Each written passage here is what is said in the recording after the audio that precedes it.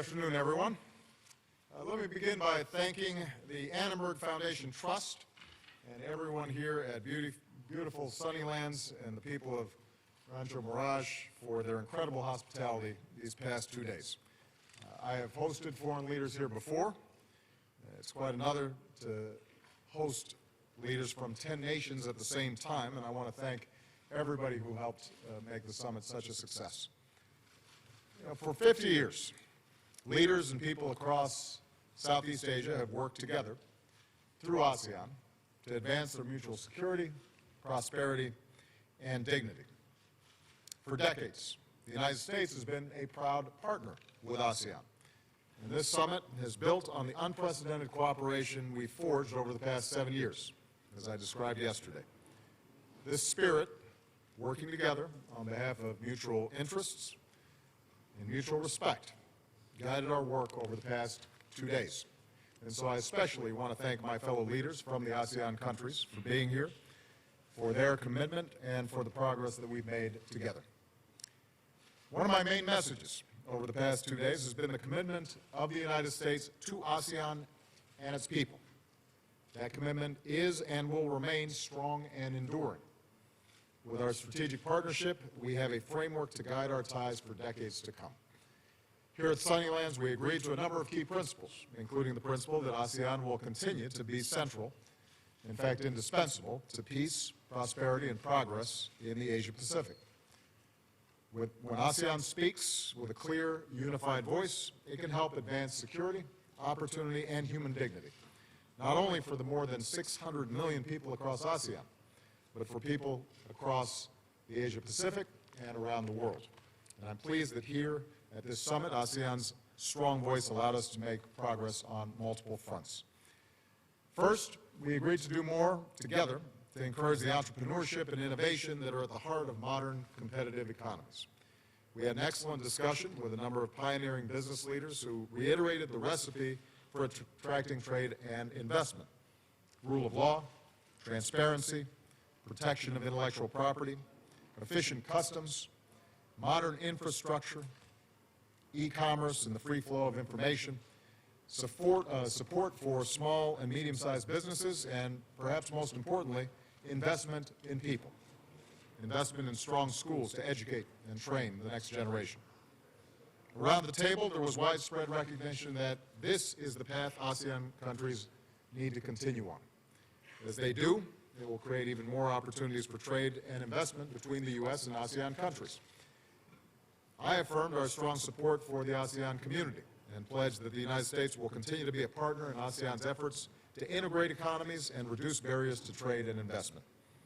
I'm also announcing a new initiative, US-ASEAN Connect, a network of hubs across the region to better coordinate our economic engagement and connect more of our entrepreneurs, investors, and businesses with each other. We're also doing more to help aspiring innovators in the region learn English, the international language of business. And I reiterated that the Trans-Pacific Partnership, which includes 4 ASEAN members, can advance economic integration across ASEAN and set stronger rules for trade throughout the Asia-Pacific. To that end, we've launched a new effort to help all ASEAN countries understand the key elements of TPP, as well as the reforms that could eventually lead to them joining. Second, with regard to security, the United States and ASEAN are reaffirming our strong commitment to a regional order where international rules and norms and the rights of all nations, large and small, are upheld. We discussed the need for tangible steps in the South China Sea to lower tensions, including a halt to further reclamation, new construction, and militarization of disputed areas. Freedom of navigation must be upheld, and lawful commerce should not be impeded. I reiterated that the United States will continue to fly, sail, and operate wherever international law allows, and we will support the right of all countries to do the same. We will continue to help our allies and partners strengthen their maritime capabilities, and we discussed how any disputes between claimants in the region must be resolved peacefully through legal means, such as the upcoming arbitration ruling under the UN Convention of the Law of the Seas, which the parties are obligated to respect and abide by. Third, I made it clear that the United States will continue to stand with those across Southeast Asia who are working to advance rule of law, good governance, accountable institutions, and the universal human rights of all people. We continue to encourage a return to civilian rule in Thailand. We will sustain our engagement with the people of Myanmar as a new president is selected and as they work to implement the ceasefire agreement and move forward with national reconciliation. Across the region, we'll continue to stand with citizens and civil society and defend their freedom of speech, of assembly, and of the press. No one, including those in political opposition, should ever be detained or imprisoned simply for speaking their mind. That only stymies progress, only makes it harder for countries to truly thrive and prosper. And finally, the United States and ASEAN are doing more to deal with transnational challenges together. I offered our assistance to help ASEAN countries better leverage Interpol data to prevent the flow of foreign terrorist fighters. We agree that implementing the Paris Climate Change Agreement, including helping developing countries adapt to and mitigate the impacts of climate change, will be critical, and it will enable them to leap ahead to new and affordable clean energy. As we pursue our sustainable development goals, we're launching a new competition, an innovation challenge, to encourage students across ASEAN to develop new solutions to boost agriculture. We're moving ahead with our global health security agenda to prevent future epidemics, and I pledged additional U.S. assistance to help ASEAN combat the horror of human trafficking. So to sum up, I believe this summit has put the U.S.-ASEAN partnership on a new trajectory that will carry us to even greater heights in the decades ahead. America's foreign policy rebalance to the Asia-Pacific, including Southeast Asia, will continue to be a foreign policy priority of my presidency. I look forward to visiting Vietnam for the first time in May and to becoming the first U.S. president to visit Laos when it hosts the East Asia Summit in September. I'm confident that whoever the next president may be will build on the foundation that we've laid, because there's strong, sustained bipartisan support for American engagement in the Asia-Pacific region. And through our Young Southeast Asian Leaders Initiative, our investment in young people, in their business success, in civil society, and grassroots leaders across the region, I believe will further bind us together in a spirit of partnership and friendship for many years to come. So with that, let me take a few questions, and I'm going to start with Darlene Superville of the Associated Press. Where's Darlene? There she is. Thank you, Mr. President. My question is about the Supreme Court.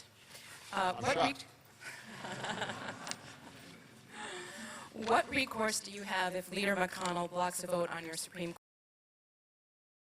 that Republicans might change course and schedule a vote? And as you consider that choice and who to nominate, what qualities are important to you and is diversity among them? Thank you. First of all, I want to reiterate heartfelt condolences to the Scalia family.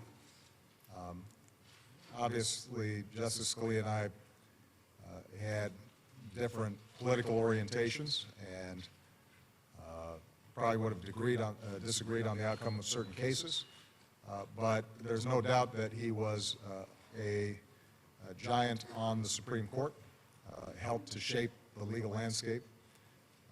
He was, by all accounts, a good friend and loved his family deeply. And so, you know, it's important before we rush into all the politics of this to take stock of somebody who made enormous contributions to the United States. And we are grateful not only for his service, but for his family's service.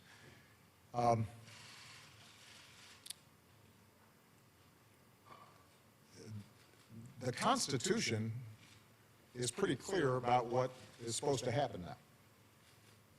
When there is a vacancy on the Supreme Court, the President of the United States is to nominate someone.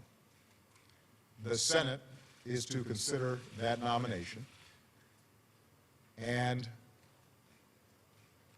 either they disapprove of that nominee or that nominee is elevated to the Supreme Court. Historically, this has not been viewed as a question. There's no unwritten law that says that it can only be done on off years. That's not in the constitutional text. I'm amused when I hear people who claim to be strict interpreters of the Constitution suddenly reading into it a whole series of provisions that are not there. There is more than enough time for the Senate to consider in a thoughtful way the record of a nominee that I present and to make a decision. And with respect to our process, we're going to do the same thing that we did with respect to Justice Kagan's nomination and Justice Sotomayor's nomination. We're going to find somebody who is an outstanding legal mind, somebody who cares deeply about our democracy and cares about rule of law. There's not going to be any particular position on a particular issue that determines whether or not I nominate them, but I'm going to present somebody who indisputably is qualified for the seat, and any fair-minded person, even somebody who disagreed with my politics, would say would serve with honor and integrity on the court. Now, part of the problem that we have here is we've almost gotten accustomed to how obstructionist the Senate's become when it comes to nominations. I mean, I've got 14 nominations that have been pending that were unanimously approved by the Judiciary Committee. So Republicans and Democrats on the Judiciary Committee all agreed that they were well qualified for the position. And yet we can't get a vote on those individuals.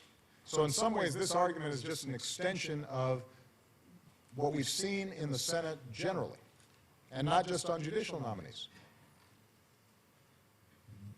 The basic function of government requires that the President of the United States, in his or her duties, has a team of people, cabinet secretaries, assistant secretaries, that can carry out the basic functions of government.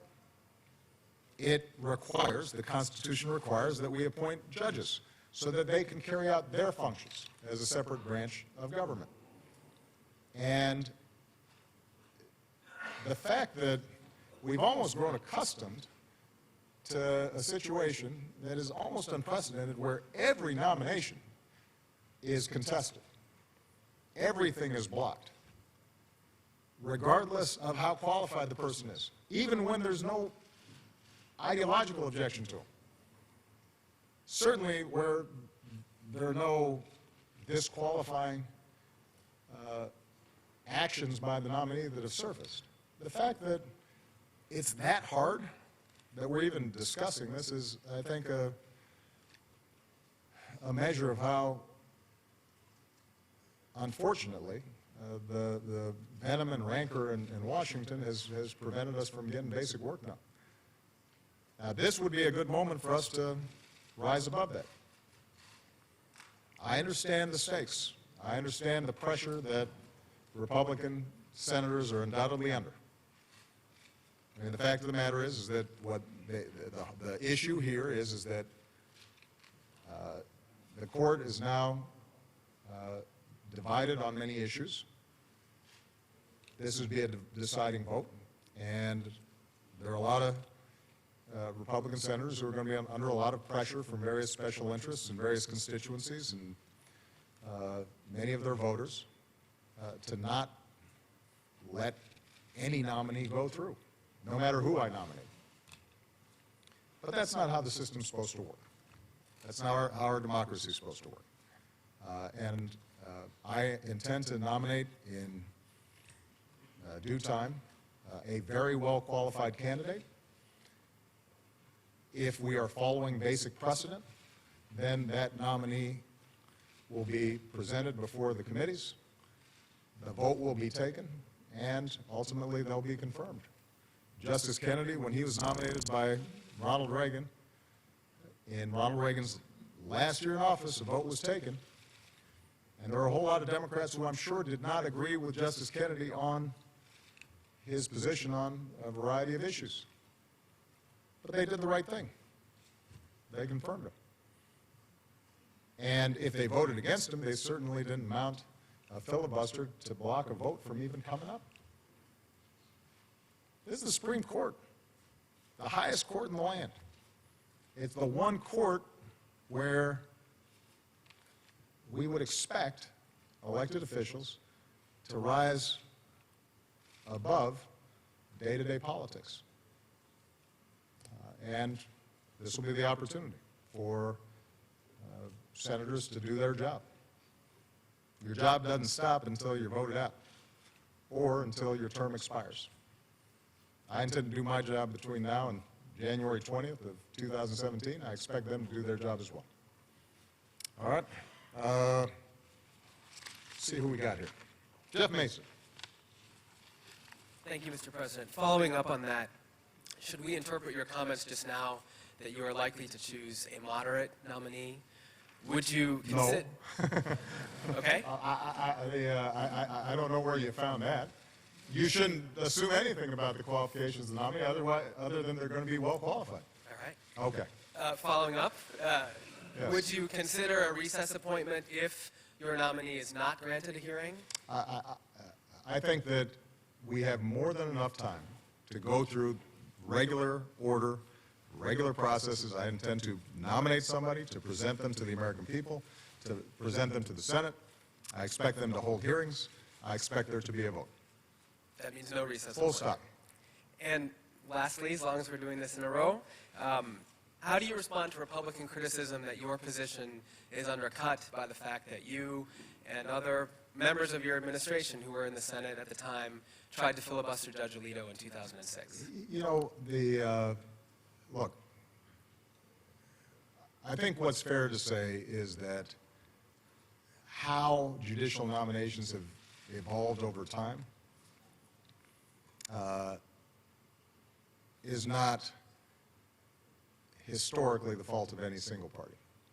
This has become just one more extension of politics. And there are times where folks are in the Senate and they're thinking, as I just described, primarily about, is this going to cause me problems in a primary? Is this going to cause me problems with supporters of mine? And so people take strategic decisions. I understand that. But what is also true is Justice Alito is on the bench right now. I think that historically, if you look at it, regardless of what votes particular senators have taken, there's been a basic consensus, a basic understanding that the Supreme Court's different.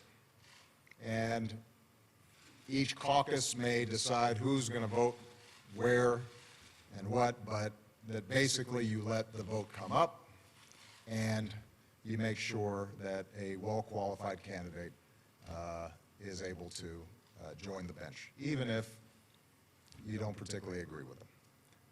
And my expectation is that the same should happen here. Now, this will be a test, one more test, of whether or not norms, rules, basic fair play can function at all in Washington these days. But I do want to point out, this is not just the Supreme Court. I mean, we have consistently seen just a breakdown in the basic functions of government because the Senate will not confirm well-qualified nominees even when they're voted out of committee, which means that they're voted by both parties without objection. And we still have problems because there's a certain mindset that says we're just going to grind the system down to a halt.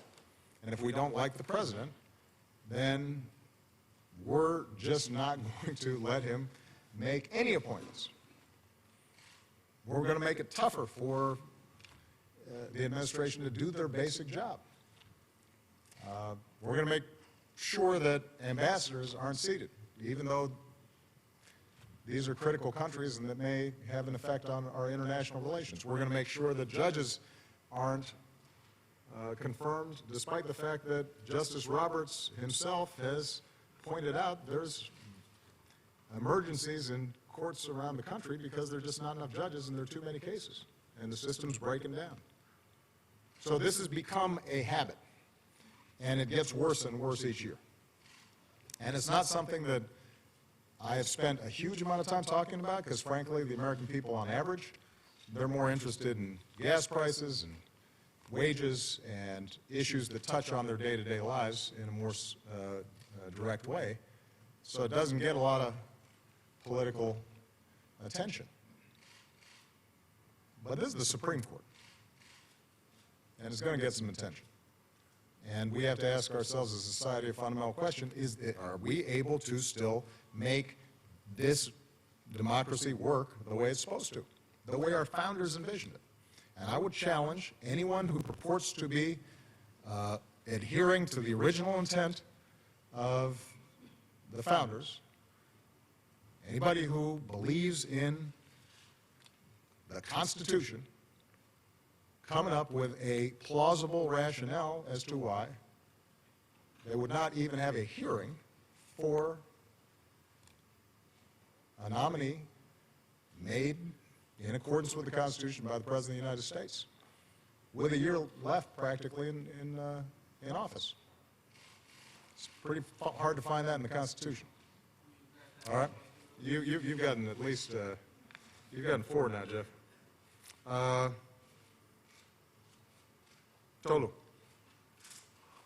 Thank you, Mr. President. 2 different topics. First on Syria. Yeah. Last year when President Putin was about to enter into Syria, you said that he was doing so from a position of weakness and that he would only get himself involved in a quagmire there. Now with Aleppo about to fall, it seems like President Putin is basically getting one of his goals, which is to bolster Assad and to take out the rebels which the U.S. is backing. How do you respond to critics who say that you have been outfoxed by Putin? And what is your plan if Aleppo does fall? Do you plan to step up military action to help the rebels in Syria, who you have said are key to taking on ISIS? And then secondly, I wanted to ask you about 2016 as well. Okay, this is getting to be a lot of questions here. How about, you asked me a big question right there. How about I just answer that one? Okay, sure. All right. First of all, if you look back at the transcripts, what I said was that Russia has been propping up Assad this entire time. The fact that Putin finally had to send his own troops and his own aircraft and and invest this massive military operation was not a testament to great strength. It was a testament to the weakness of Assad's position. That if somebody's strong, then you don't have to send in your army to prop up your ally. They have legitimacy in their country and they are able to manage it themselves, and then you have good relations with them. You send in your army when the horse you're backing isn't effective. And that's exactly what's happened. Now, what I said is that Russia would involve itself in a quagmire. Absolutely it will. If there's anybody who thinks that somehow the fighting ends because Russia and the regime has made some initial advances, about 3/4 of the country is still under control of folks other than Assad. That's not stopping anytime soon. So I say that, by the way, with no pleasure. This is not a contest between me and Putin. The question is, how can we stop the suffering, stabilize the region, stop this massive outmigration of refugees who are having such a terrible time, end the violence, stop the bombing of schools and hospitals and innocent civilians, stop creating a safe haven for ISIS. And there's nothing that's happened over the last several weeks that points to those issues being solved. And that is what I mean by a quagmire. Now, Putin may think that he's prepared to invest in a permanent occupation of Syria with Russian military. That's going to be pretty costly. That's going to be a big piece of business. And if you look at the state of the Russian economy, that's probably not the best thing for Russia.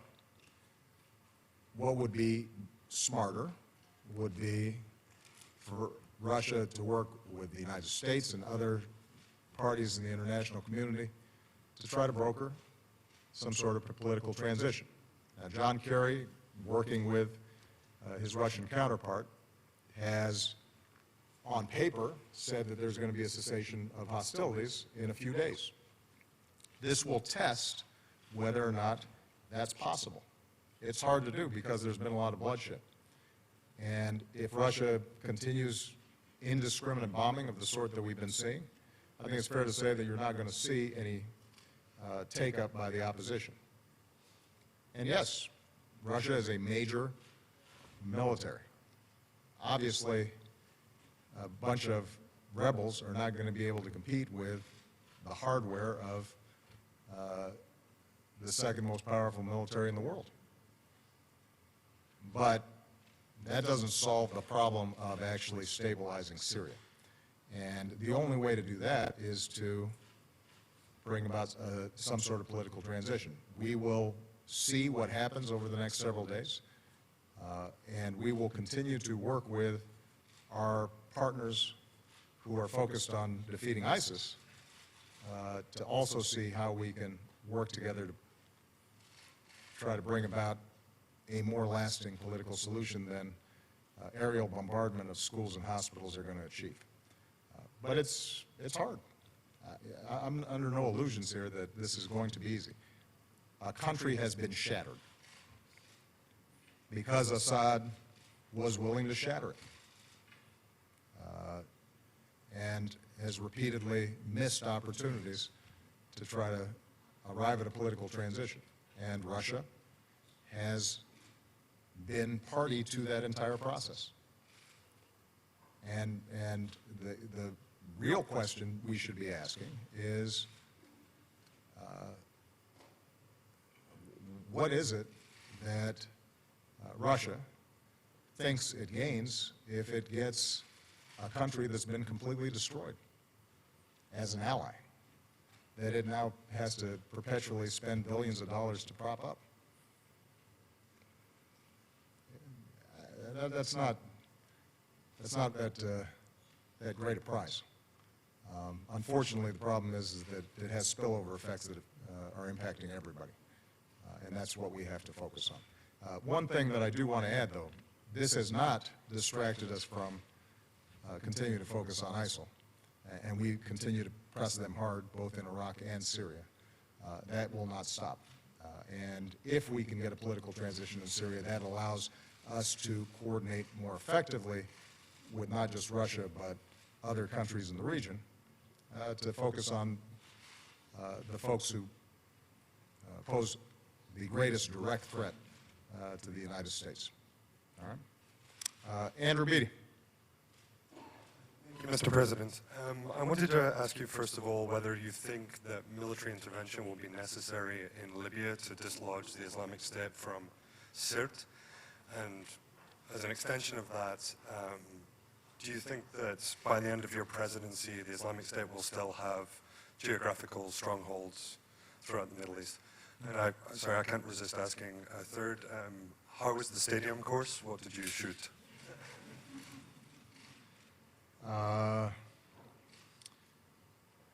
last, for non-golfers, is a reference to PGA West. Very nice course, very difficult. My score is classified.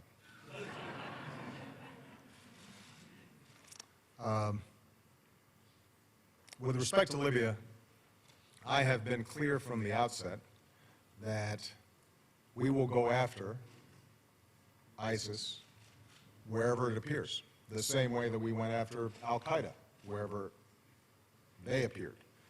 And the testament to the fact that we are doing that already is that we took out ISIS, one of ISIS's most prominent leaders in Libya.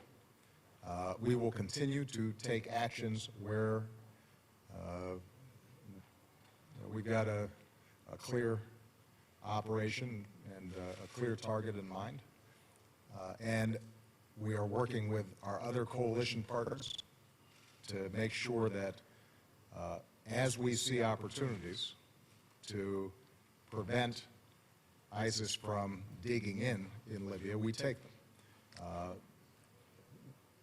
At the same time, we're working diligently with the United Nations to try to get a government in place in Libya. And that's been a problem.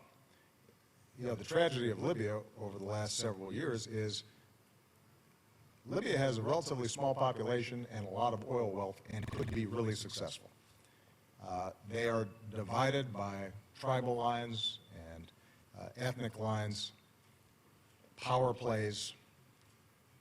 There is now, I think, a recognition on the part of a broad middle among their political leadership that it makes sense to unify so that there is just some semblance of a state there.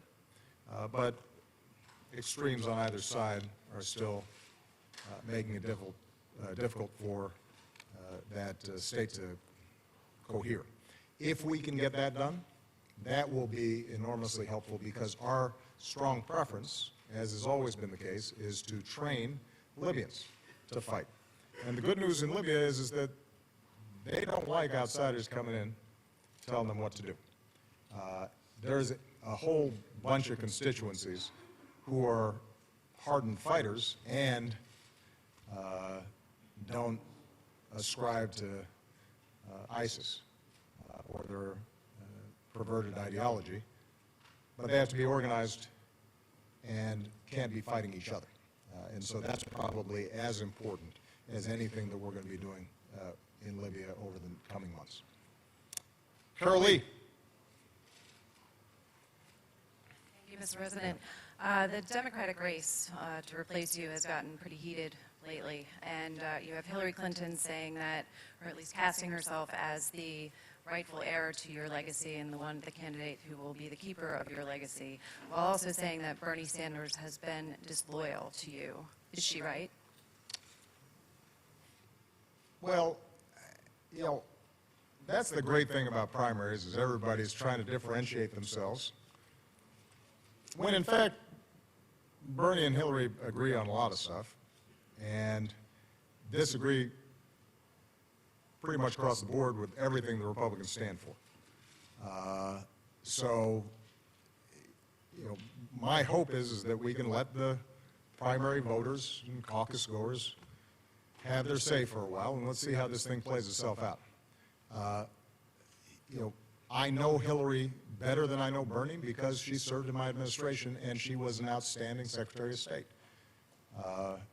And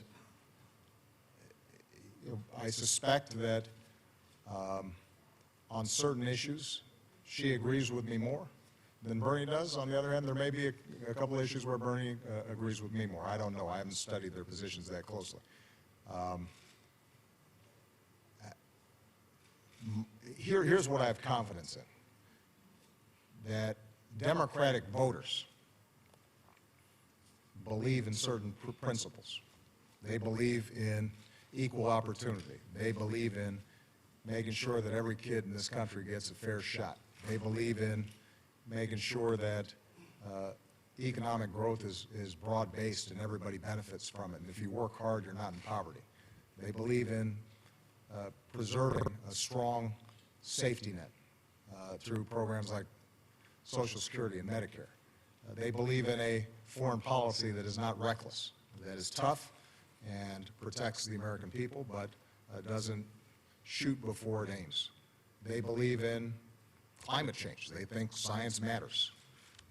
They think that it's important for us to have some basic regulations to keep our air clean and our water clean, and to make sure that banks aren't engaging in excesses that can result in the kind of thing that we saw in 2007, 2008. So there's a broad convergence of interests around those issues.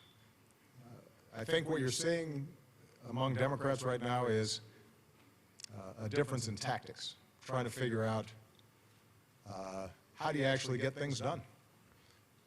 How do you actually operate in political environment that's become so polarized? How do you deal with the power of special interests, and frankly, how do you deal with a Republican Party right now that has moved so far to the right that it's often hard to find common ground? And so that's, I think, the debate that's taking place right now. It's a healthy debate. Ultimately, I will probably have an opinion on it based on both being a candidate of hope and change and a president who's got some nicks and cuts and bruises from getting stuff done over the last 7 years. But for now, I think it's important for Democratic voters to express themselves and for the candidates to be run through the paces. The thing I can say unequivocally, Carol, is I am not unhappy that I'm not on the ballot.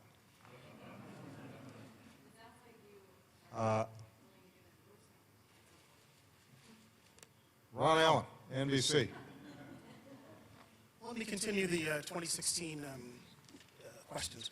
On the Republican side, and a lot of your guests were probably very intrigued by the fact that there's a candidate who's still winning, who's called for a ban on Muslims, and significant segments of the population in America agree. Intrigued is an interesting way of putting it. Struck. What was their reaction? That's one of my 5 questions. But the point is, Ron, let's stick to 2. the point is, in the past you've explained that as anger, resentment, insecurity, economic insecurity. And the question is, how much responsibility do you accept for that reservoir of feeling in the country that's propelling that sort of candidate? And a couple of weeks ago, you told Matt Lauer that Donald Trump would not win the presidency. Do you now think that he will not win the nomination as well? And what about Rubio and what about Cruz? I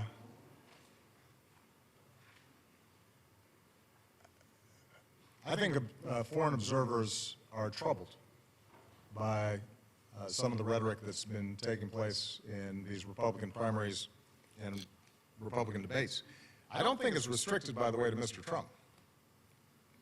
I mean, I find it interesting that everybody's focused on Trump primarily just because he says in more interesting ways what the other candidates are saying as well. So he may up the ante in anti-Muslim sentiment, but if you look at what the other Republican candidates have said, that's pretty troubling too. He may express strong anti-immigration sentiment, but you've heard that from the other candidates as well. You've got a candidate who sponsored a bill that I supported to finally solve the immigration problem, and he's running away from it as fast as he can. They're all denying climate change. I think that's troubling to the international community, since the science is unequivocal. And, you know, the other countries around the world, they kind of count on the United States being on the side of science and reason and common sense, because they know that if the United States does not act on big problems in smart ways, nobody will. But this is not just Mr. Trump. Look at the statements that are being made by the other candidates. There's not a single candidate in the Republican primary that thinks we should do anything about climate change, that thinks it's serious. Well, that's a problem. The rest of the world looks at that and they says, how can that be? I'll leave it to you to speculate on how this whole race is going to go. I continue to believe Mr. Trump will not be president. And the reason is because I have a lot of faith in the American people. And I think they recognize that being president is a serious job. It's not hosting a talk show or a reality show. It's not promotion. It's not marketing. It's hard. And a lot of people count on us getting it right. And it's not a matter of pandering and doing whatever will get you in the news on a given day. And sometimes it requires you making hard decisions even when people don't like it. And doing things that are unpopular. And standing up for people who are vulnerable but don't have some powerful political constituency. And it requires being able to work with leaders around the world in a way that reflects the importance of the office and gives people confidence that you know the facts and you know their names and you know where they are on a map and you know something about their history and you're not just going to play to the crowd back home because they have their own crowds back home and you're trying to solve problems. And so, yeah, during primaries, people vent and they express themselves, and it seems like entertainment, and oftentimes it's reported just like entertainment. But as you get closer, reality has a way of intruding.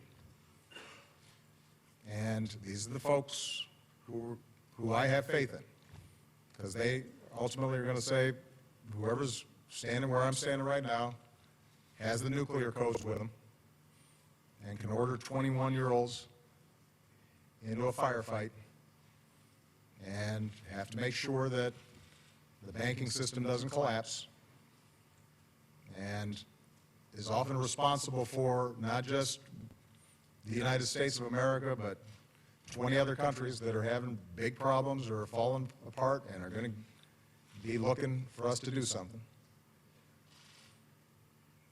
And the American people are pretty sensible. And I think they'll make a sensible choice in the end. All right? Thanks, everybody. Thank you.